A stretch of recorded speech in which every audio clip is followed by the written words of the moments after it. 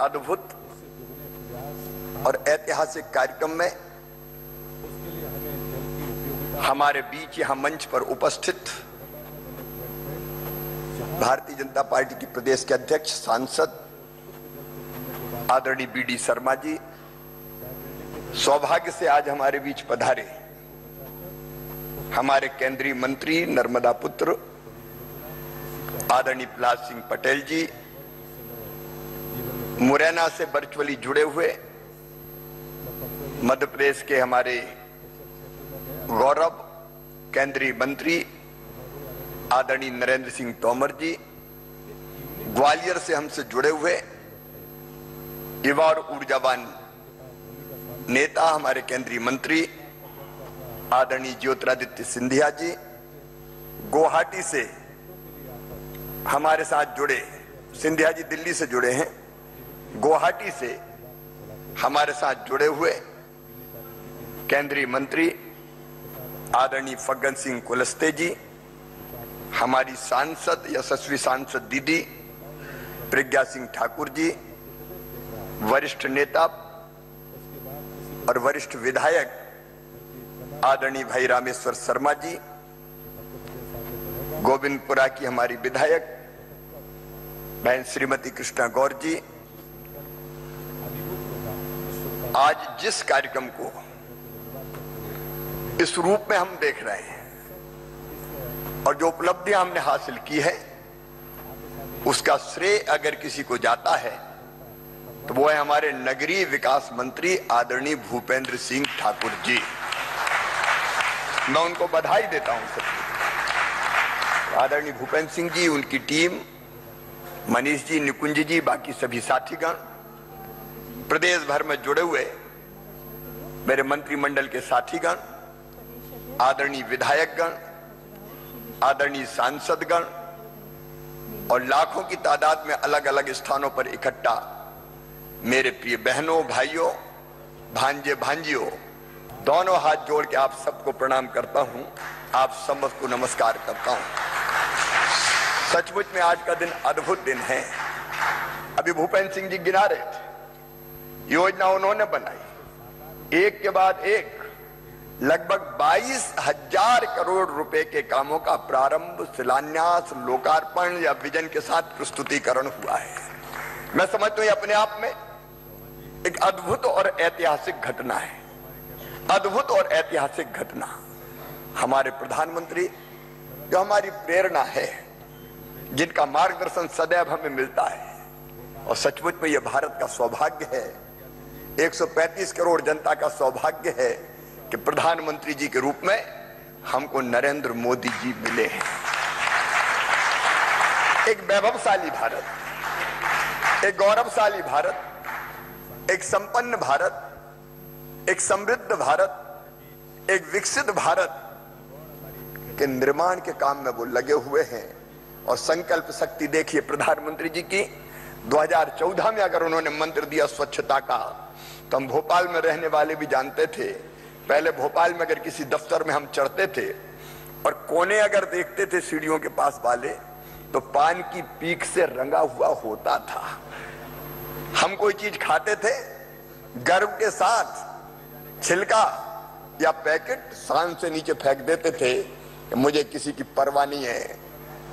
अपने आप को पता नहीं हम किस सोच में पाते थे। एक आदमी प्रधानमंत्री श्रीमान नरेंद्र मोदी, उन्हें स्वच्छता के मंत्र को हमारे बीच में रखा। आज पूरा भारत स्वच्छ हो गया, स्वच्छता के प्रति सोच बदल गया। नहीं तो सचमुच में शर्म आती थी। दिल्ली अगर जाओ, आउटर पर ट्रेन अगर रुक जाए तो हाथ में डिब्बा लोटा लिए जो भीड़ दिखाई देती थी, भोपाल में हम ये दृश्य देखते थे। इस सोच को बदला मोदी जी ने। काम उनके इतने हैं कि गिनाए तो आधी रात हो जाए, लेकिन उनके नेतृत्व में हम चल रहे हैं। हमें गर्व है कि वो हमारे प्रधानमंत्री है और देश का मान, सम्मान, गौरव और शान पूरी दुनिया में बढ़ा के हिंदुस्तान को अत्यंत उच्च स्थान पर उन्हें खड़ा कर दिया है। विश्व गुरु के राह पे ले जा रहे हैं। लेकिन भारत को अगर आत्मनिर्भर बनाना है, संपन्न, समृद्ध और शक्तिशाली बनाना है, तो बिना शहरों के हो नहीं सकता।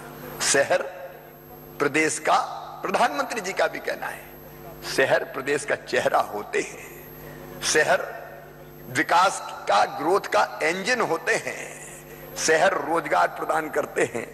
गांव की जनता भी कई बार रोजगार की तलाश में शहर आती है, और ये शहर सुंदर होने चाहिए, शहर सुविधा युक्त होने चाहिए, शहर अच्छे होने चाहिए।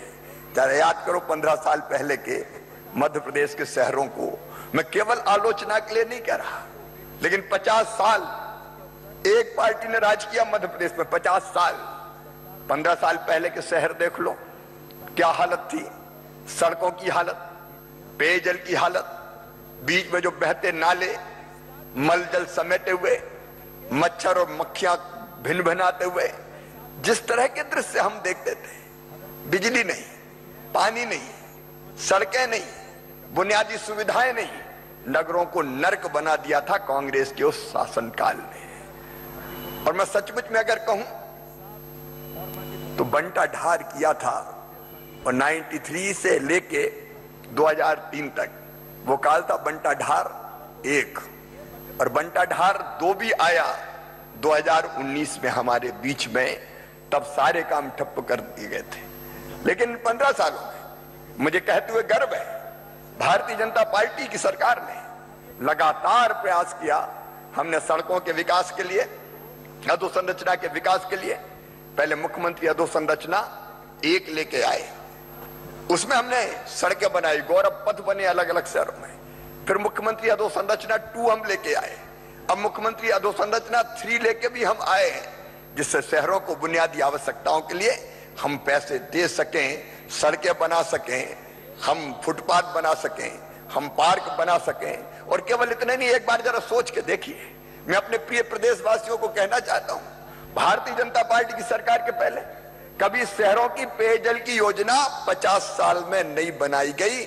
अनेकों शहर में, राजधानी की बात, बाकी जगह की बात छोड़ दें, हैंडपंप से पानी पीते थे। पहली बार भारतीय जनता पार्टी की सरकार ने मुख्यमंत्री शहरी पेयजल योजना बनाने का चमत्कार किया। मुख्यमंत्री शहरी पेयजल योजना बनी, और हमने नगरों में, उनमें छोटे छोटे नगर भी शामिल थे, उनमें नल से जल देने का काम प्रारंभ किया। विकास का एक नया अध्याय शहरों का प्रारंभ हुआ। और आज आप अपनी अंतरात्मा पे हाथ रख के देखिए, इंदौर उतर जाइए, क्या इंदौर पे आपको गर्व नहीं होता? लगता है किसी नई दुनिया में दूसरी दुनिया में आ गए हो। आप भोपाल उतर जाइए और भोपाल को देखिए तो मन में प्रसन्नता होती है।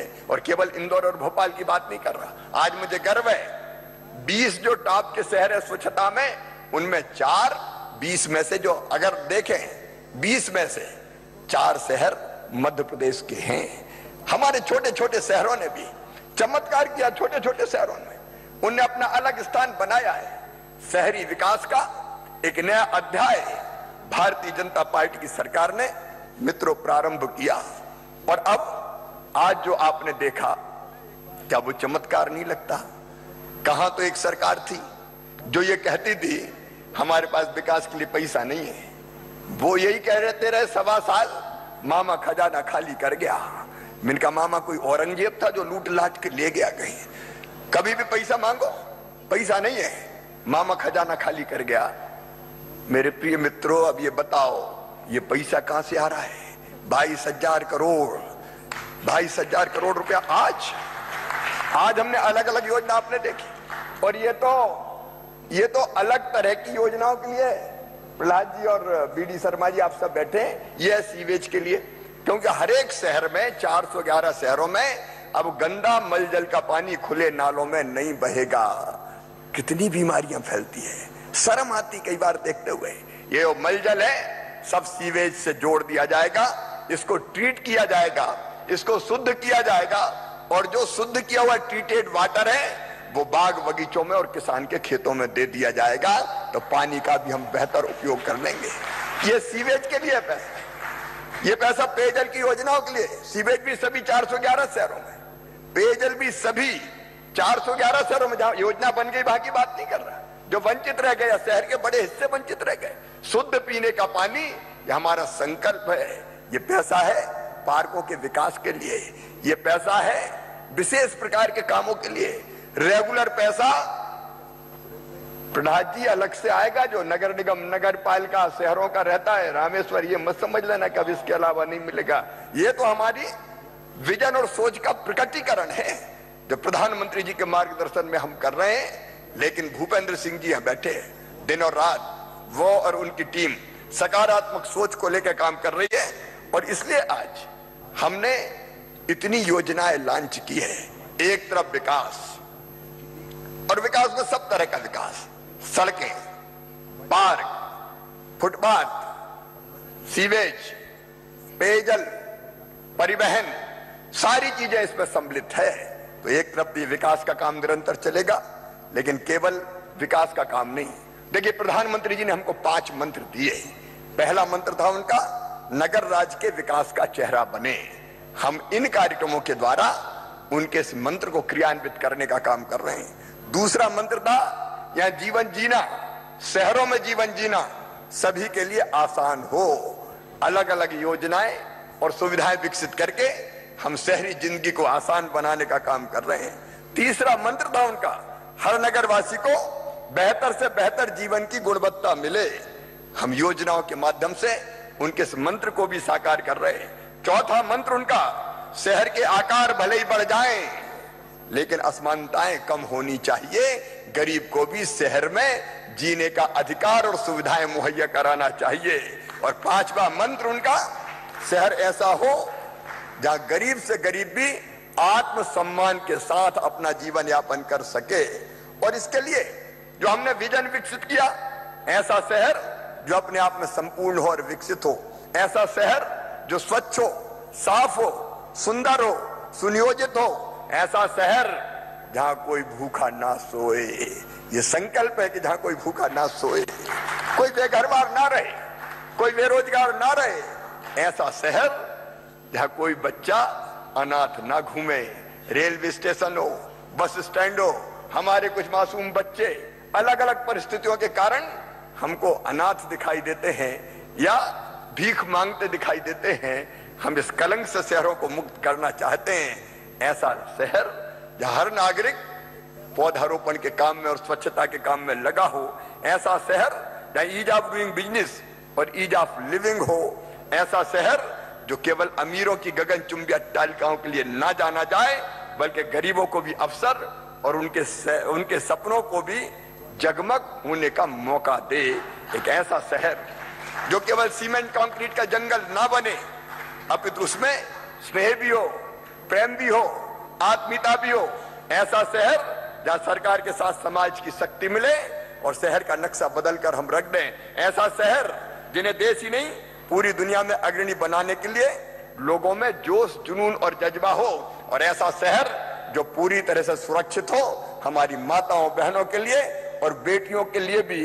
और इसलिए हमने, अगर इस तरह की हरकत कोई करता है मध्य प्रदेश की किसी भी स्थान पर, तो उसको जेल नहीं भेजते। अगर माँ, बेटी और बहन की तरफ अगर गलत नजर किसी की उठी तो जेल तो अपनी जगह है, आर्थिक रूप से भी तोड़ के उसको रख देते हैं। और मुझे कहते हो गर्व है, ऐसे दुराचारी, कुविचारी ये समाज के दुश्मन हैं।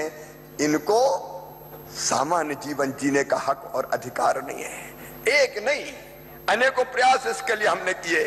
मेरे बहनों और भाइयों, एक तरफ ये अधोसंरचना के विकास की बात आपने देखी और पढ़ी है, मैं इसमें बहुत विस्तार के साथ नहीं जाना चाहूंगा। तो एक तरफ इन सब योजनाओं को हम क्रियान्वित करेंगे, लेकिन आज मैं दूसरी कुछ चीजों की तरफ आपका ध्यान दिलाना चाहता हूं। शहर है तो गरीबों के लिए भी है, निम्न मध्यम वर्गीयों के लिए भी है, नौजवानों का भी शहर है। मेरे बहनों और भाइयों, आपने अभी देखा शहरी गरीबों के लिए लगातार मकान बनाने का काम जारी है। एक मास्टर प्लान कांग्रेस की सरकार लेके आई थी, उस मास्टर प्लान में कितनी गड़बड़ और गलतियां थी, भूपेंद्र सिंह जी ने एक एक पकड़ी है। और मैं आज आपको आश्वासन देता हूं, भोपाल का मास्टर प्लान आएगा तो वो केवल शहर और शहर की जनता के हित में आएगा। जो बेईमानी करके शहर के स्वरूप को विकृत करने की कोशिश की थी, वो कोशिश हम कभी सफल नहीं होने देंगे। लेकिन शहर का मास्टर प्लान बने, शहर के विकास की योजना बने और उसमें गरीबों का कोई स्थान ना हो। ए मेरे गरीब बहनों और भाइयों, आज मैं आपको आश्वासन देता हूं, आज मैं आपको विश्वास दिलाता हूं, मध्य प्रदेश के शहरों में गरीब के आवास के लिए पर्याप्त स्थान होगा। और इसलिए एक तरफ हमने पट्टा देने का अभियान प्रारंभ किया है, वहीं दूसरी तरफ एक बार मैं फिर अपने प्रधानमंत्री जी के आशीर्वाद से सभी गरीब बहनों भाइयों को कहना चाहता हूं कि चिंता मत करना, तुम्हारा पक्का घर बनने का सपना साकार भारतीय जनता पार्टी की सरकार करेगी। लगातार आज भी हमने कई मकान के लिए पैसा डाला है, ये काम लगातार चलता रहेगा।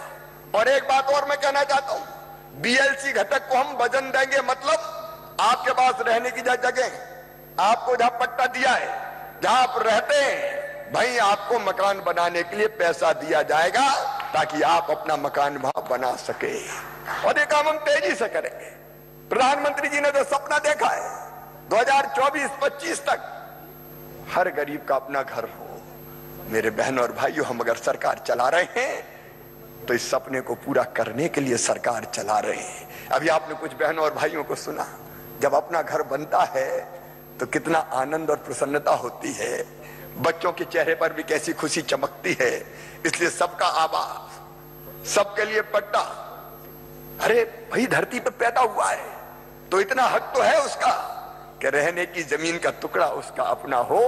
एक बात और मैं आज साफ कहना चाहता हूं, गर्व के साथ कहना चाहता हूं, मध्य प्रदेश में हमने दबंगों से, गुंडों से, माफियाओं से, सफेद पोशों से कितनी जमीन बुलडोजर चला के मुक्त कराई है पता है? 21,000 एकड़ जमीन छुड़ाई है हमने, 21,000 एकड़ जमीन अलग अलग शहरों में। शहर ये अपने आप में एक बहुत बड़ी घटना है। और आप देख रहे हैं रोज कहीं ना कहीं तो बुलडोजर चले ही जाता है। ये जमीन मुक्त कराते जा रहे हैं। और आज मैं उद्घोषणा कर रहा हूं, यह मुक्त कराई गई जमीन में जो जमीन आवास के लायक होगी वो जमीन गरीबों के घर के लिए आवंटित कर दी जाएगी। गरीबों के घर के लिए आवंटित करेंगे, उस योजना पे हम काम कर रहे हैं। दबंग, गुंडे, बदमाश जो संरक्षण प्राप्त करते थे कभी, वो जहां चाहे वह जमीन का टुकड़ा जब कब्जा ले, पर गरीब को रहने की जगह ना मिले, यह किसी भी कीमत पर मध्य प्रदेश की धरा पर नहीं होने दिया जाएगा। हर गरीब का रहने की जमीन का टुकड़ा उसका होगा, यह हमारा संकल्प है। और इस संकल्प को पूरा करके हम चैन की सांस लेंगे। एक तरफ रहने की जगह मिले, दूसरी तरफ शहर ऐसा कि अगर कोई शहर में आए, मजदूरी करने कई भाई बहन आते हैं, कई बार निम्न मध्यम वर्गीय भाई बहन भी आते हैं। अब उनको भोजन की जरूरत होती है तो आप बड़े होटल में या सामान्य होटल में भी चले जाएं तो 101 रुपया 100 का नोट तो लगा ही जाता है पेट भरने में। हमने तय किया, भूपेंद्र जी यहां बैठे हैं, कि 10 रुपए में भरपेट भोजन गरीब को शहर में निम्न मध्यम वर्गीय को मिल जाए, इसका इंतजाम करेंगे। अभी 100 केंद्र हमारे चल रहे हैं, लेकिन भूपेंद्र जी 100 से काम नहीं चलेगा, ये और बढ़ाना पड़ेगा। चिंता करने की जरूरत नहीं है, इसके लिए बजट का इंतजाम हम कर रहे हैं। और ऐसे बड़े शहर जहां एक से ज्यादा दीनदयाल रसोई केंद्र की आवश्यकता है वो हम लगातार बढ़ाते रहेंगे। और छोटे शहर में भी अंततः हम एक तो ऐसा भोजन करने का केंद्र हो, क्योंकि शहर में बाहर से लोग आते हैं, गरीब को भी कई बार खाने की जरूरत पड़ सकती है, घर पे जो रहते हैं वो तो नहीं खाते, लेकिन बाहर से कोई काम करने आ गया, 10 रुपए में भोजन मिल गया, ये बहुत बड़ी राहत है। कोई गरीब भूखा ना सोए, ये संकल्प है। इसलिए ऐसे केंद्र हम बढ़ाते रहेंगे। तीसरी चीज, रैन बसेरे।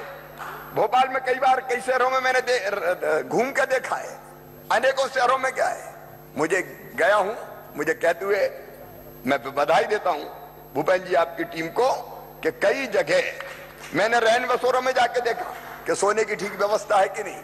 अधिकांश जगह सोने की ठीक व्यवस्था मुझे मिली, सर्दियों में रजाई ओढ़ने मिली। और जब उनसे बात करते हैं, वो कहाँ लॉज में रहते हैं, वो कहाँ होटल में जाते हैं, कई बार फुटपाथ पर सोते नजर आते हैं।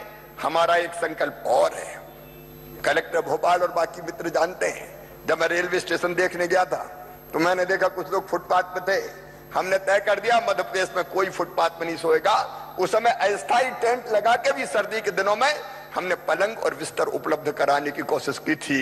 गरीब को भी सम्मान से जीने का हक और मुस्कुराने का अधिकार है। और इसलिए जो बुनियादी सुविधाएं, मैं अनाथ बच्चों की अनाथ नहीं कहूंगा, कई बार परिस्थिति बस कोई ना कोई बच्चा कहीं से घर से भाग के आ जाता है, यहाँ कई लोग उसका दुरुपयोग करते हैं, भीख मंगवाने का काम करते हैं, कई बार नशे की आदत लग जाती है और नशे की आदत में फिर वो गलत राह पे चला जाता है, कई बार उसकी जिंदगी तबाह और बर्बाद हो जाती है।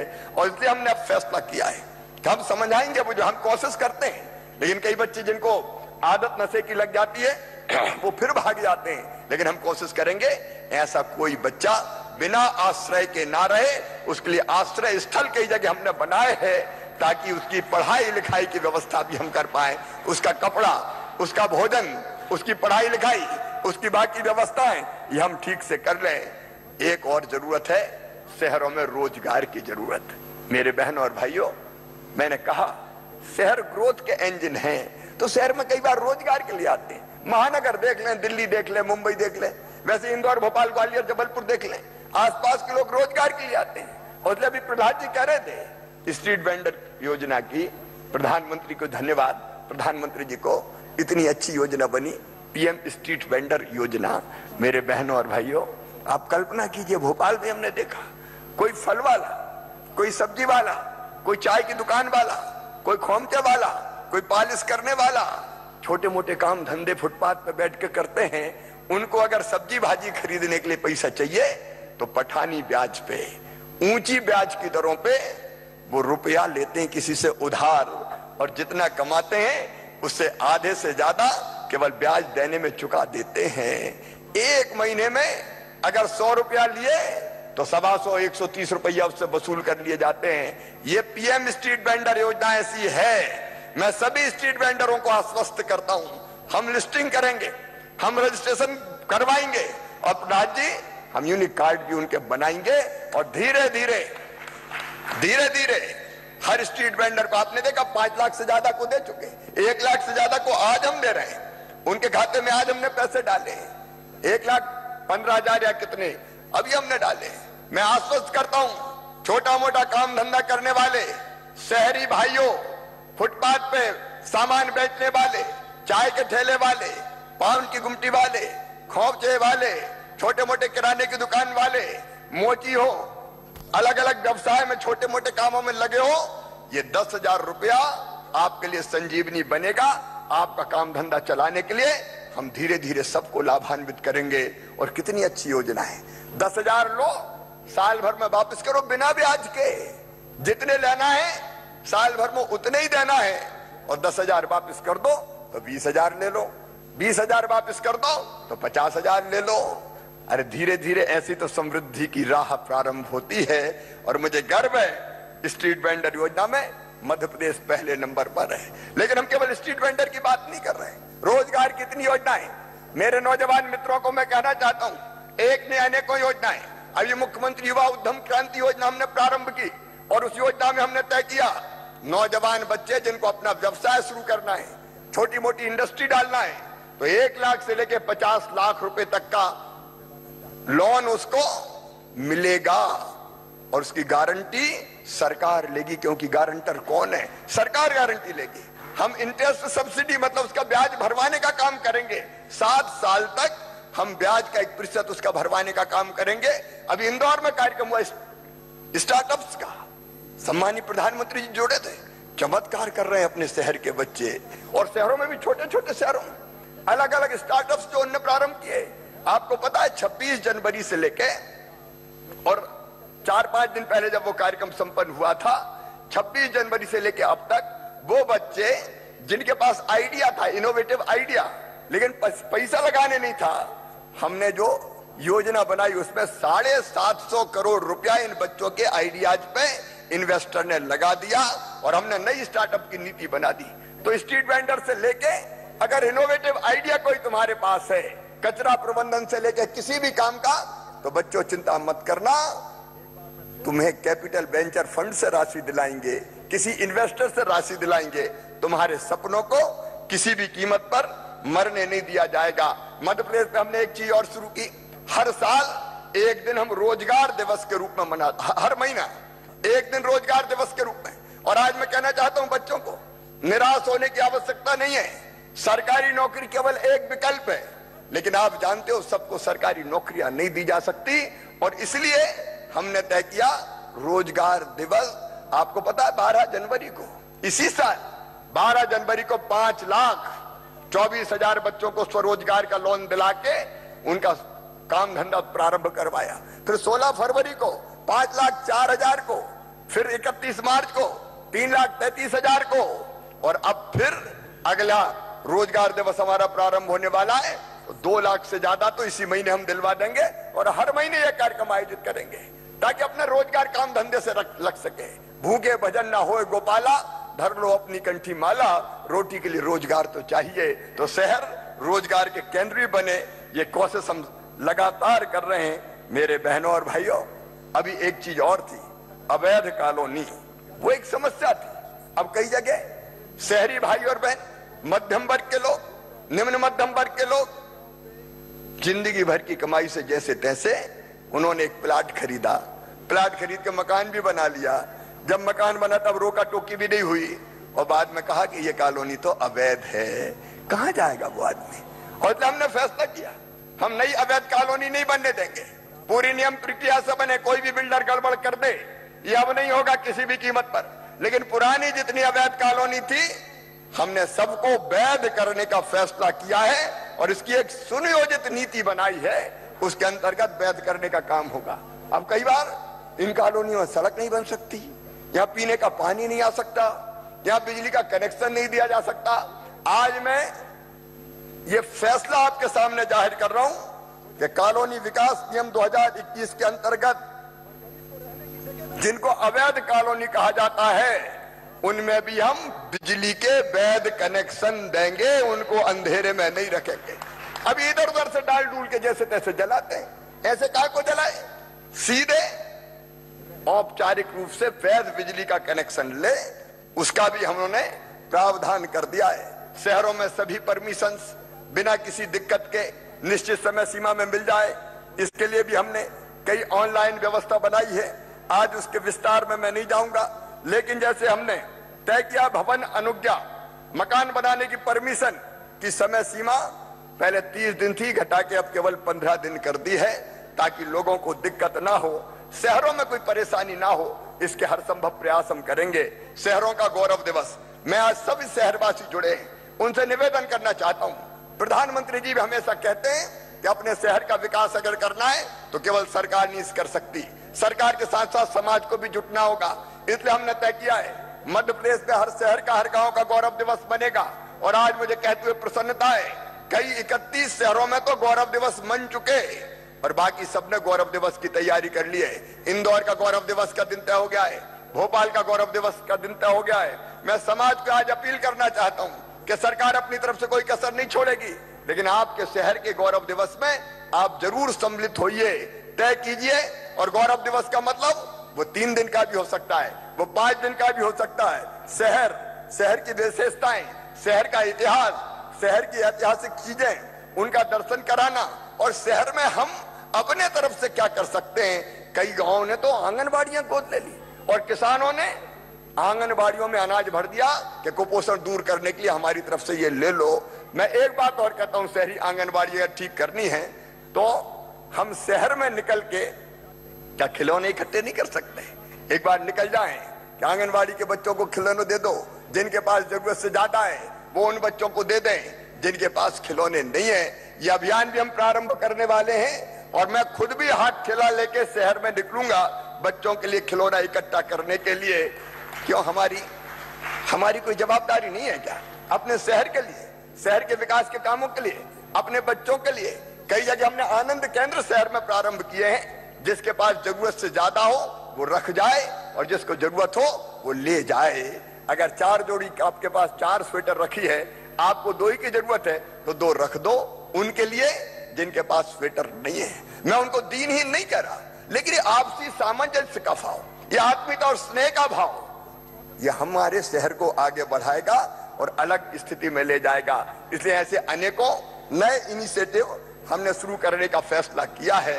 आज हमारे बच्चे मूंग दाल ले रहे हैं, हमने किसानों से मूंग खरीदी, अब मूंग का एक हिस्सा भारत सरकार ने उठाया, लेकिन हमारे पास बाकी मूंग था तो हमने तय किया कि कुपोषण दूर करने के लिए मूंग बहुत पौष्टिक होता है और इसलिए इस मूंग को अपने बच्चों को बांट दिया जाए। जो बच्चे 5वीं तक पढ़ते हैं, आज हमने यह मूंग वितरित किया है, उन बच्चों को 10 किलो इस बैग में मूंग दिया जाएगा और जो बच्चे 8वीं तक पढ़ते हैं उनको 15 किलो मूंग दिया जाएगा। ये साधारण बात नहीं है। हम 600 करोड़ रुपए से ज्यादा का मूंग इन बच्चों को बांट रहे हैं और इस मूंग का उपयोग बेटा बेटी भिगो के भी अंकुरित करके खाने में कर सकते हैं, दाल के रूप में भी कर सकते हैं। ये कुपोषण दूर करने के लिए एक बहुत बड़ा माध्यम बन सकता है, इसलिए हमने ये प्रारंभ किया है। अब ये मूंग दाल सब जगह राशन की दुकानों से निरंतर बटेगी, निरंतर बटेगी। सभी आदरणीय जनप्रतिनिधि बैठे हैं, पार्टी के कार्यकर्ता साथी भी बैठे हैं। मैं उनसे निवेदन करता हूं कि राशन की दुकानों से ठीक ढंग से ये मूंग वितरित हो जाए, इस अभियान में लगे। एक बात और मैं कहना चाहता हूं अंत में, संबल योजना के बारे में। संबल योजना गरीबों का बल। सचमुच में कांग्रेस की सरकार ने संबल योजना को समाप्त कर दिया, कई नाम काट दिए। आज मैं सब शहरी गरीब बहनों और भाइयों को यह आह्वान कर रहा हूं कि संबल 2, मुख्यमंत्री जन कल्याण योजना 2 हमने कल फिर से लॉन्च कर दी है। जिन लोगों के नाम काटे गए हैं उन लोगों के नाम फिर से जोड़े जाएंगे। वो ऑनलाइन आवेदन प्रारंभ कर दें और आवेदन देने के बाद हम केवल थोड़ी सी एक प्रक्रियात्मक जो चीजें हैं वो देखेंगे और उनका नाम जोड़ के उनको फिर से कार्ड बना के दे दिया जाएगा। संबल लोगों की जिंदगी बदल देती है। बेटा बेटी को जन्म अगर गरीब बहन दे तो जन्म देने के पहले 4,000, जन्म देने के बाद 12,000 रुपया हम देते हैं। बेटा बेटी की पढ़ाई की पूरी जिम्मेदारी भारतीय जनता पार्टी की सरकार लेती है। यहां तक कि मेडिकल इंजीनियरिंग कॉलेज में भी अगर वो जाएंगे, IIT IIM में जाएंगे, क्लैट के माध्यम से अगर लॉ कॉलेज में उनका एडमिशन होगा या विदेश की अच्छी यूनिवर्सिटी में भी उनका एडमिशन होगा तो फीस चाहे कितनी भी हो उनके मम्मी पापा नहीं भरवाएंगे, मामा भरवाएगा, भारतीय जनता पार्टी की सरकार भरवाएगी। बेटियों की शादी का हमने अभियान प्रारंभ किया है।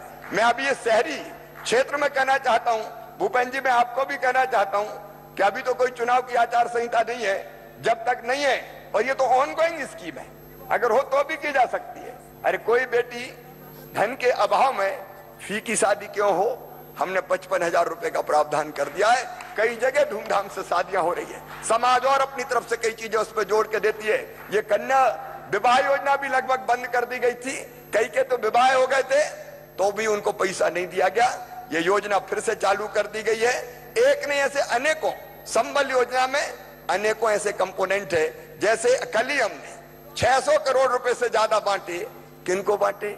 एक्सीडेंट में अगर किसी की मौत हो गई, परिवार तबाह और बर्बाद हो जाता है, संवेदना प्रकट करने 2-4 दिन लोग आते हैं, फिर कौन पूछता है बताइए? जिंदगी तो उसी को जीनी पड़ती है। अगर कोई बहन विधवा हो गई तो जिंदगी बोझ हो जाती है, और इसलिए हमने तय किया एक्सीडेंट में मृत्यु होगी तो 4 लाख रुपया देंगे, सामान्य मृत्यु हो गई तो 2 लाख रुपया देंगे, अगर अपंगता कोई आ गई स्थायी अस्थायी उसके लिए अलग राशि देंगे, अंतिम संस्कार के लिए 5,000 रुपया देंगे।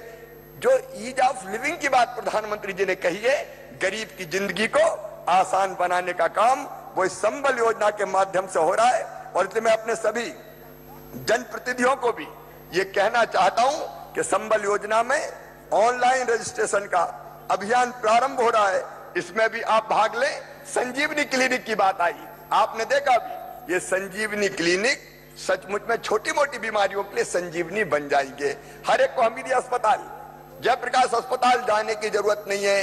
सर्दी जुकाम बुखार तो आपके वार्ड के आसपास ही आपको छोटा अस्पताल मिलेगा, जहां आप डॉक्टर को दिखाएं, आप वहीं ठीक हो जाएं। बड़े अस्पतालों में भीड़ भी कम होगी और घर से ज्यादा दूर आपको जाना नहीं पड़ेगा। एक नहीं अनेकों जन कल्याणकारी योजनाएं हमने आज मिशन नगरोदय में प्रारंभ की है।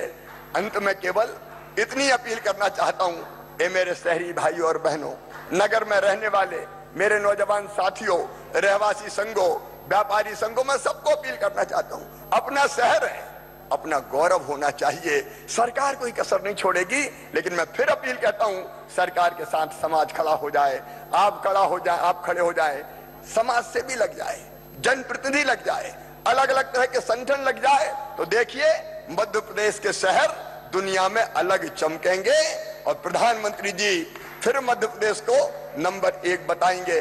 और इसलिए आइए एक नए अध्याय का प्रारंभ करें शहरों के विकास का।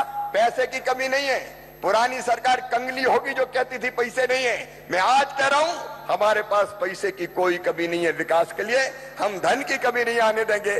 ठीक से काम हो और समाज के सहयोग से बाकी चीजें और ठीक कर चल के अच्छे संस्कारित शहर बने, ग्रोथ के इंजन, रोजगार के केंद्र स्नेह और आत्मीयता से भरे हो। इसके लिए आपका साथ चाहिए, आपका सहयोग चाहिए। आपका साथ हमको संबल देगा।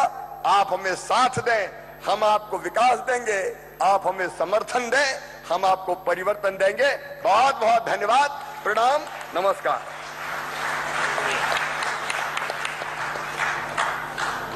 बहुत बहुत धन्यवाद माननीय मुख्यमंत्री जी। आपके अमृत वचन हमारे लिए प्रेरणा के स्रोत हैं। और अंत में मैं नगरीय विकास एवं आवास विभाग की ओर से हमारे कार्यक्रम के मुख्य अतिथि माननीय मुख्यमंत्री जी को हृदय से धन्यवाद देना चाहूंगी एवं मंच पर उपस्थित सभी विशेष अतिथिगणों को विशेष धन्यवाद। और वर्चुअल माध्यम से जुड़े सभी नगरीय निकायों के जनप्रतिनिधियों एवं हितग्राहियों को भी विशेष धन्यवाद। और यहाँ सभा में उपस्थित सभी देवियों सज्जनों, जनप्रतिनिधियों एवं हितग्राहियों को धन्यवाद। नमस्कार।